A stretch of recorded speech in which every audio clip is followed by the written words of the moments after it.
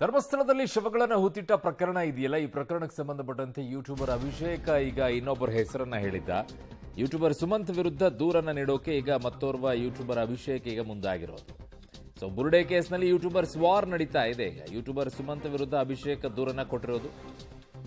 So Channarayapatna ನಗರದ police ಠಾಣೆಗೆ ದೂರು ಕೊಟ್ಟಿದ್ದಾರೆ. ಹಾಸನ ಜಿಲ್ಲೆಯಲ್ಲಿ ತಂದೆ ಮುದ್ದುಗೋಪಾಲ್ ಜೊತೆಗೆ ಹೋಗಿದಾರಂತೆ ದೂರನ್ನ ಕೊಡೋಕೆ ಅಭಿಷೇಕ್.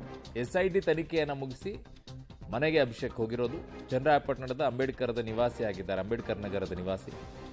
ಅಭಿಷೇಕ್ ಮೇಲೆ ಆರೋಪವನ್ನ ಸುಮಂತ್ ಮಾಡಿರ್ತಾನೆ. ಸೊ ಎಸ್ಐಟಿ ತನಿಖೆಯನ್ನು ಮುಗಿಸಿ ಈಗ ಅಭಿಷೇಕ್ ಏನು ಹೋಗಿದ್ದಾರೆ, ಈಗ ಸುಮಂತ್ ವಿರುದ್ಧ ದೂರನ್ನ ದಾಖಲಿಸಲು ಈಗ ಅಭಿಷೇಕ್ ಮುಂದಾಗಿರೋದು. ಬಂದಿದೆ. ಒಂದು ಅವನು ಬಂದು ಸಾಬೀತು ಮಾಡ್ಬೇಕು ನಾನು ಮಾತಾಡಿದ್ದೇನೆ ಅಂತ, ಇಲ್ಲ ಅಂದರೆ ಅವನು ಯಾವುದು ಶಿಕ್ಷೆಗೆ ಕಾನೂನು ಕ್ರಮಕ್ಕೆ ಅವನು ಜರುಗಿಸಬೇಕು ಅನ್ನುವಂಥ ಕಾರಣದಿಂದ. ಬಟ್ ಅದೇ ಈಗ ಅವನು ಏನು ಅಲಿಗೇಷನ್ಸ್ಗಳು ಮಾಡ್ತಾ ಇದ್ದಾನೆ, ಅವನು ಇದುವರೆಗೂ ಈಗ ಚಂದನ್ ಅವರು ಅದನ್ನು ಬಯಲು ಮಾಡ್ಕೊಂಡು ಬಂದಿದ್ದಾರೆ, ನ್ಯೂಸ್ ಅಲರ್ಟ್ ಚಂದನಣ್ಣ.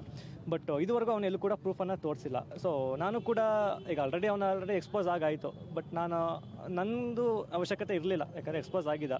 ಬಟ್ ನಮ್ಮ ಮನೆಯವರಿಗೆ ಏನು ಅಂದರೆ ಇದರಿಂದ ತುಂಬಾ ಅವಮಾನಗಳಾಗಿದೆ. ಈಗ ಒಂದು ಅದನ್ನು ಈಗ ಅವಮಾನ ಮಾಡಿದ್ದಾನೆ ಅಂದರೆ ಈಗ ಸಮಾಜದಲ್ಲಿ ಯಾವ ರೀತಿ ನಾವು ತಲೆ ತಿರುಗಬೇಕು. ಸೊ ಆ ಒಂದು ಕಾರಣದಿಂದ ಕಂಪ್ಲೇಂಟನ್ನು ಕೊಟ್ಟಿದ್ದು. ಸೊ ಅದಕ್ಕೆ ಪ್ರೂಫ್ಗಳನ್ನ ತೊಗೊಂಡು ಬಂದಿದೆ. ಈಗ ಮೊದಲನೇದಾಗಿ ಅವನು ನನಗೆ ಫ್ರೆಂಡು 2 ಅವರ್ ಕುತ್ಕೊಂಡು ಮಾತಾಡಿದ್ದೀವಿ ಅಂತಾನೆ. ಅವನಿಗೆ ಪರಿಚಯ ಆಗಿರೋದೇ ಚಂದನಗೌಡರು. ಕಂಪ್ಲೇಂಟಿಗೆ ತೊಗೊಂಡಿಲ್ಲ, ಅದೇ ಫ್ರೆಂಡು ಅಂತ ಹೇಳ್ತಾನೆ. ಇಲ್ಲಿ ಕಾಲ್ ಹಿಸ್ಟ್ರಿ ತೋರಿಸ್ತೀನಿ, ಬೇಕಾದರೆ ನೋಡ್ಬೋದು. ಇದು ಯಾವತ್ತೋ ಒಂದು ನಿಮಿಷ 14 ಸೆಕೆಂಡ್ ಮಾತಾಡಿರೋದು ಬಿಟ್ಟರೆ ಅವ್ನು ನನಗೆ ಪರಿಚಯ ಆಗಿದೆ. ಚಂದನಗೌಡರು ಬಟ್ಟೆ ಅಂಗಡಿ ಓಪನ್ ಆಗಿದ್ದಾಗಲಿಂದ ಅಲ್ಲಿಂದ ಇಲ್ಲಿವರೆಗೂ 1 ನಿಮಿಷದ ಮೇಲೆ ಮಾತಾಡಿದೆ. ಏನೊಂದು ದಿನ ಏನೋ ಮಾತಾಡಿದ್ದಾನೆ ಬಿಟ್ಟರೆ ಇದುವರೆಗೂ ಅದು ಬಿಟ್ಟರೆ ನಾನು ಅವ್ನ ಕಾಲನೇ ಪಿಕ್ ಮಾಡಿಲ್ಲ.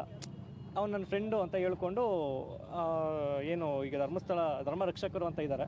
ಸೊ ಅವ್ರ ಗುಂಪಿನಲ್ಲಿ ಸೇರಿಕೊಂಡು ನನ್ನ ಮೇಲೆ ಈ ರೀತಿ ಫೇಕ್ ಅಲಿಗೇಷನ್ಸ್ಗಳನ್ನ ಮಾಡ್ತಾ ಇದ್ದಾನೆ. ಮತ್ತು ಇನ್ನೊಂದು ಹೇಳ್ತಾನೆ, ಧರ್ಮಸ್ಥಳದ ವಿಚಾರವಾಗಿ ಅದೇ ಅಪೋಸಿಟ್ ಅಪಪ್ರಚಾರ ಮಾಡ್ತಾ ಇದ್ದೀನಿ ಅಂತ. ಸೊ ಅದು ಜನಗಳಿಗೆ ಗೊತ್ತು ನಾನು ಏನು ಮಾಡ್ತಾ ಇದ್ದೀನಿ ಅನ್ನುವಂಥದ್ದು. ಇಲ್ಲಿ ನಾನು ಧರ್ಮಸ್ಥಳ ಗ್ರಾಮದಲ್ಲಿ ನಡೆದಿದೆ ಈ ರೀತಿ ವಿಚಾರಗಳು ಅಂತ ಹೇಳಿದ್ರೆ ಅವ್ರುಗಳು ಎತ್ಕೊಳ್ತಾ ಇರುವಂಥದ್ದು ಇವ್ನು ಧರ್ಮಸ್ಥಳ ದೇವಸ್ಥಾನನ ಟಾರ್ಗೆಟ್ ಮಾಡ್ತಾ ಇದ್ದಾರೆ ಅನ್ನುವಂಥದ್ದು. ಈಗ ದೇವಸ್ಥಾನದ ಮೇಲೆ ನಮಗೂ ಕೂಡ ರೆಸ್ಪೆಕ್ಟ್ ಇದೆ. ನಮ್ಮ ಉದ್ದೇಶನೂ ಕೂಡ ದೇವಸ್ಥಾನ ಶುದ್ಧಿ ಆಗಬೇಕು. ಈಗ ಕಳಂಕಗಳು ನಡೆದಿದೆ ಅಥವಾ ಏನು ಕಳಂಕಗಳು ಬಂದಿದೆ ಅವೆರಡರಲ್ಲೊಂದು ಡಿಸೈಡ್ ಆಗಿ ಅದೆಲ್ಲ ಕಳೆದು ಹೋಗಬೇಕು. ಸೊ ಅದಕ್ಕಾಗಿ ಎಸ್ಐಟಿ ತನಿಖೆ ಮಾಡ್ತಾ ಇದೆ. ಅದೇ ನಾನು ಈಗ ಎಸ್ಐಟಿ ಎರಡು ಕುಟುಂಬಗಳ ನಡುವೆ ಏನಾಗಿದೆ ಅನ್ನುವಂಥದ್ದು ಹೇಳ್ತೀವಿ. ಈಗ ಧರ್ಮಸ್ಥಳದಲ್ಲಿ ಬುರುಡೆ ಷಡ್ಯಂತ್ರ ಪ್ರಕರಣದ ಬಗ್ಗೆ ಆಗಿರುವಂಥ ಬೆಳವಣಿಗೆ. ಸೊ ಈ ಬುರುಡೆ ಷಡ್ಯಂತ್ರ ಪ್ರಕರಣದಲ್ಲಿ ಈಗ ಯೂಟ್ಯೂಬರ್ಸ್ಗಳ ನಡುವೆನೇ ದೊಡ್ಡ ಮಟ್ಟದಲ್ಲಿ ವಾರ್ ನಡೀತಾ ಇದೆ.